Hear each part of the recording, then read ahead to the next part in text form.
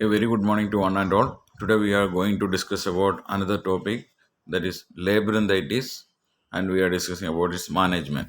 Labyrinthitis and its management. Let me introduce the topic. Labyrinthitis is an inner ear disorder.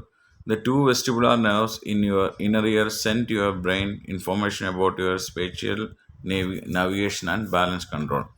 When one of these nerves becomes inflamed, it creates a condition known as labyrinthitis. Symptoms include dizziness, nausea, and loss of hearing. So, labyrinthitis means it is a disorder of the inner ear. So, inner ear, you can see that two vestibular nerves are present in the inner ear, which is sending the information about the spatial navigation and balance control, where hearing and balance control information will be sent to the brain with the help of these two vestibular nerves. When one of these nerves become inflamed, it creates a condition known as labyrinthitis. It is occurring due to inflammation of one of the nerve, okay, which can lead to symptoms like dizziness, nausea, and loss of hearing. Let us see the definition. Labyrinthitis is an inflammation of the inner ear caused by viral or bacterial infection, which is characterized by hearing loss, vertigo, and usually nausea and vomiting. So, it is an inflammation of the inner ear caused by viral or bacterial infection. Mainly, it is occurring due to viral and bacterial infections, which is characterized by the characteristics of these conditions are hearing loss will be the vertigo and usually nausea and vomiting. So, this is a definition of labyrinthitis. It resolves on its own in 1 or a few weeks depending upon the severity of infection. Sometimes it will resolve within 1 or within 2 weeks. Some and depending on the severity of infection, how much it is severe. Let us see the risk factors. Main risk factors are smoking, alcoholism, allergies, and autotoxic drugs. So these are the risk factors for labor. That if a person is having the habit of smoking or alcoholism, there's a chance of bacterial viral infection in the ear, and sometimes due to allergies which is present in the environment or due to some other things, and autotoxic drugs, the drugs which is leading to toxic effect on the tissues. Let us see the etiology. Bacterial labyrinthitis, mainly it is occurring due to otitis media, colisteatoma, and bacterial meningitis. So, otitis media we already discussed. Colisteatoma, it's a growth of bone inside the or nodules inside the ear. So because of this one, the fluid will not be properly drained out from the ear, and that can lead to bacterial labyrinthitis. Viral labyrinthitis are URTI. URTI means upper respiratory tract infection. Any of the upper respiratory tract infection can lead to labyrinthitis because the middle ear is connected with the upper respiratory system by tympanic eustachian tube.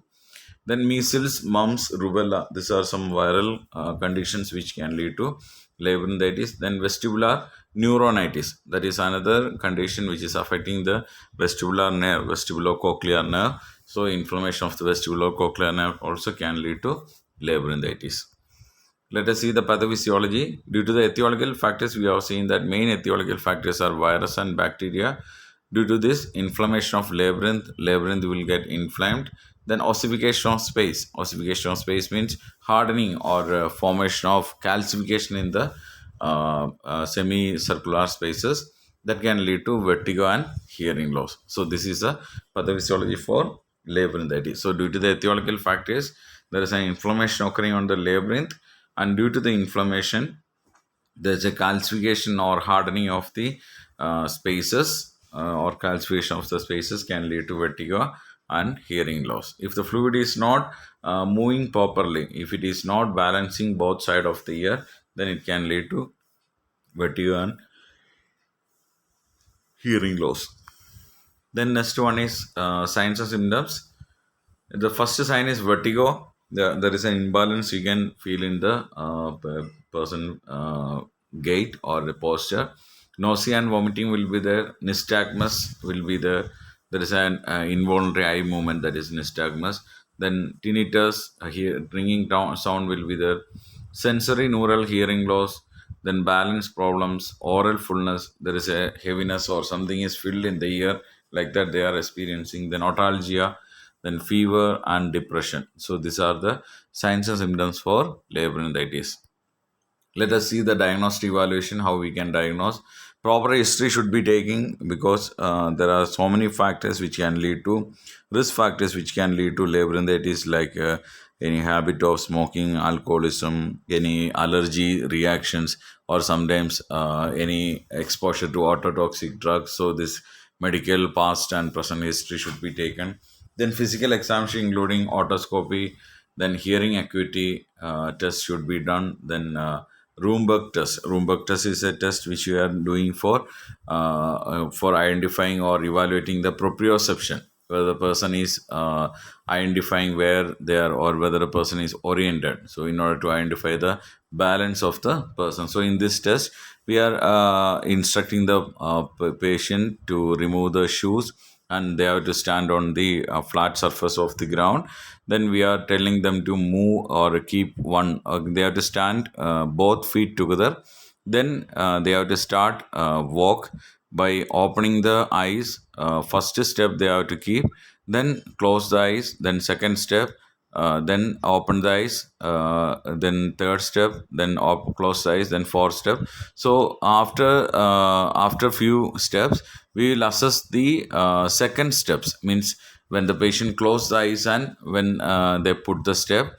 So if the both feet are keeping together, then they are having the proper balancing. If while closing the eyes and if they kept their foot in away from the other foot or the feet is not together, then it is a imbalance. So like that we can test the Roomberg test. So you can go through the test book and you will get a clear picture on Roomberg test. Then audiometry helps to identify the or evaluate the hearing loss. So these are the diagnostic measures. Then the management, pharmacological management, including vertigo, we are giving meclizine. It's an antihistamine. Then for control nausea and vomiting, we can provide antiemetics. Then they are having depression and some discomfort will be there. For that, mild sedatives we can provide, that are diazepam. Then steroid, administration of steroid to reduce the inflammation, or it will helps to relieve the symptoms. Example is prednisone. Then we can provide antibiotics because bacterial labyrinthitis, of course, will be some bacteria. So in that, ciprofloxacin or amoxicillin can provide.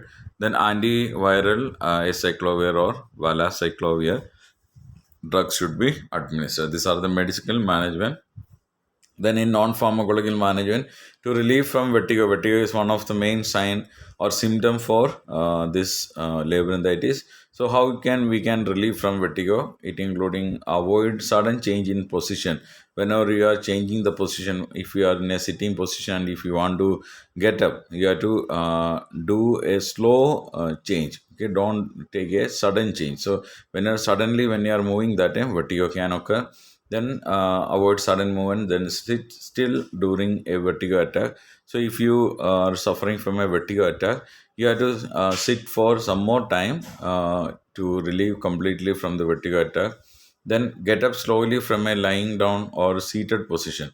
You have to get up slowly from a lying down or seated position. When you want to change the position, if you are in a lying down, then you have to slowly you have to move to a seating position, then only you have to stand.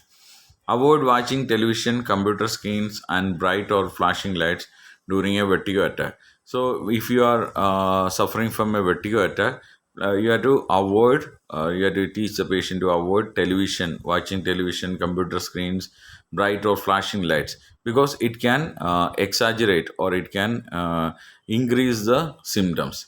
Then always use low lights. Then quiet environment is helpful for relief from vertigo. Then avoid operating heavy machineries or riding vehicles, because if you are having labyrinthitis or some ear imbalance, you should avoid you operating heavy machineries or riding vehicle, because it can lead to some accidents. Next is habituation exercises we can do in that brander of exercises. Brander of exercises. It is a exercise. I will show the picture. So you have to sit in an upright position first. Then you have to move to lie down to one side while the head should be in a 45-degree angle. So you have to sit straight. Then you have to lie down to one side first. in a 45 degree, then afterwards you have to sit straight, then you have to lie down to the other side for 45 in a 45 degree. So this should be repeated every 30 seconds. You have to repeat changing the position. This will helps to improve the balancing, okay, or it helps to relieve from vertigo. It's a proven exercise or therapy which helps to relieve from ear imbalance disorders. So that is called Brandorf exercises. Then next is the surgical management. If the person problem is not resolved after all medication and all therapies, then we have to go for the surgical excision of cholesteatoma. If cholesteatoma of or a growth is formed inside the ear, that we have to excise or remove surgically. Then labyrinthectomy, the infected labyrinth is removing. Okay, so after removing the labyrinth, there is a chance of risk for hearing loss. So this is a surgical management. We can see the complications. Main complications are meningitis, because ear is also, I told that ear is also present inside the cranium, so or in the head or in the skull. So if there is any infection in the ear, can also spread to the brain, so meningitis can occur. Then permanent balance disability, okay, sometimes it can lead to permanent balance disability and permanent hearing loss. Then, what are the pre-operative care? Explain the surgical procedure, reports of laboratory investigations, assess the hearing acuity, advise the patient to keep the ear dry, avoid inserting anything in the ear canal, administer antibiotics. So, these are the pre-operative care we have to provide to a patient who is suffering from labyrinthitis. Then, post-operative care means soon after the surgery, bed rest for 24 hours. We have to provide strict bed rest for 24 hours. Provide comfortable position. The patient lies with operated ear upwards. So in the last some topics also we have discussed that after the ear surgery, always they have to keep the that operated ear in a upright position, not in the downside position. Always in the upright position. Elevate the head of the bed to reduce swelling and pressure on the operated side. You have to always elevate the bed, otherwise there is a chance of swelling and pressure over the operated side. Then instruct the patient to keep the ear dry for 4 to 6 weeks after surgery. You have to instruct the patient to keep the ear dry for 4 to 6 weeks after the surgery. Then next is apply external dressings. External ear pack should be applied, otherwise drainage or there's a chance of risk of infection. Then apply warm compression should be applied. Then administer antibiotics and analgesic. Then assess the hearing acuity. So these are the post-operative management for labyrinthitis. So it is a small topic, so you have to go to the topic. So labyrinthitis, it is a disorder of the inner ear, and mainly it is occurring due to bacterial or viral infections. We have seen the risk factors. Some are risk factors are there, and causes mainly bacteria and viral causes are there. Then otherwise, nerve inflammation. Then we have seen the pathophysiology. Due to the etiological factors, there is a hardening or a calcification inside the space, okay, in the inner space of the ear. So that can lead to hearing loss or balance disorders. Then we have seen what are the signs and symptoms. Main signs and symptoms is vertigo and hearing loss. Then diagnosis, how we have to diagnose in that. We have seen the Roomberg test. You just go and refer what is Roomberg test. Any doubt means you can ask me. Then afterwards, management, mainly pharmacological and non-pharmacological management we have seen. Pharmacological management, lot of medications we have seen that will helps to relieve from symptoms, and also it helps to cure the condition. Then non-pharmacological management, we have seen that how to relieve from a vertigo. In that brand of exercise is there. It's a particular exercise which will helps to relieve from balance disorders. Then we have seen what are the surgical management to treat labyrinthitis. Then post-operative and pre-operative care, including nursing management, we have discussed. So I hope you all of you understood about today's topic. So if you are having any doubts, please ask me, or you can contact me through WhatsApp number. So have a nice day. Thank you.